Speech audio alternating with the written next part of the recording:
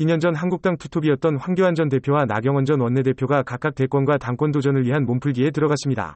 다만 도로 한국당이란 프레임을 우려해 나 원내대표는 황 전 대표와의 선긋기에 들어갔습니다. 여권에선 LH 사태 이후 부동산을 이용한 투기성 불로소득을 차단해야 한다는 움직임이 이어지고 있는데요.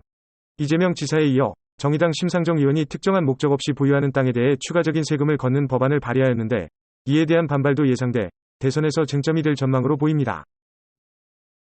오는 7월부터 서울 대부분 지역의 6억 원 초과 아파트를 대상으로 주택담보대출을 받을 때 대출 한도가 대폭 줄어듭니다. 정부가 가계부채 증가율을 코로나19 이전 수준으로 되돌리기 위함인데요. 청년 등에게는 일부 완화하겠다고는 하지만 실제 대출 이자를 갚을 여력이 있는 실수요자들의 내 집 마련의 꿈이 점점 더 어려워질 것이라는 우려가 나옵니다.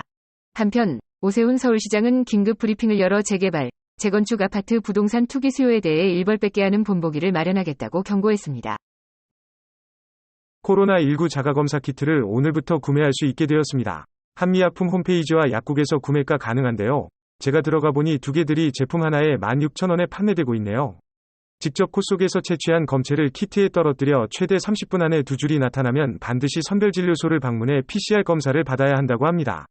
한편 식약처는 코로나19 백신인 노바백스와 러시아산 스푸트니크 V 백신 사전 검토에 착수했다고 밝혔습니다. 전국 곳곳에 비가 오겠는데요. 남부는 오늘 아침에 그치겠고 중부지방은 오후까지 이어지겠습니다. 이번 비는 강수 시간은 짧지만 벼락과 함께 요란하게 쏟아지겠는데요. 수도권 등은 최고 40mm의 비와 우박도 떨어질 가능성이 있다고 합니다.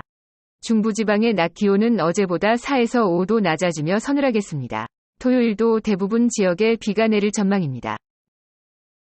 세계 시가총액 1위 기업인 애플이 또다시 기록적인 실적을 냈는데요. 분기 매출이 전년 동분기 대비 50% 이상 증가해 약 100조 원이 나온 것입니다. 매출액의 절반 이상을 차지한 것은 다름 아닌 아이폰이었고 영업이익 역시 동기 대비 100% 이상 증가했습니다.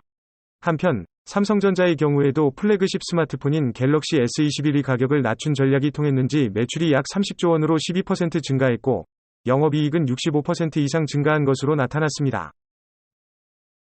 조 바이든 미국 대통령이 미국 국회에서 취임 첫 상하원 합동연설을 했는데 아메리카 이즈 라이징 어뉴, 즉 미국은 새롭게 부상하고 있다고 강조했습니다. 또 중국이 미국의 주요 경쟁자임을 분명히 했으며 총 20페이지 분량의 연설문 중 중국이 총 4번 등장하였습니다.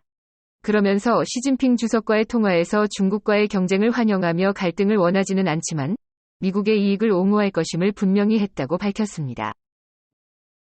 그럼 오늘도 좋은 하루 보내세요.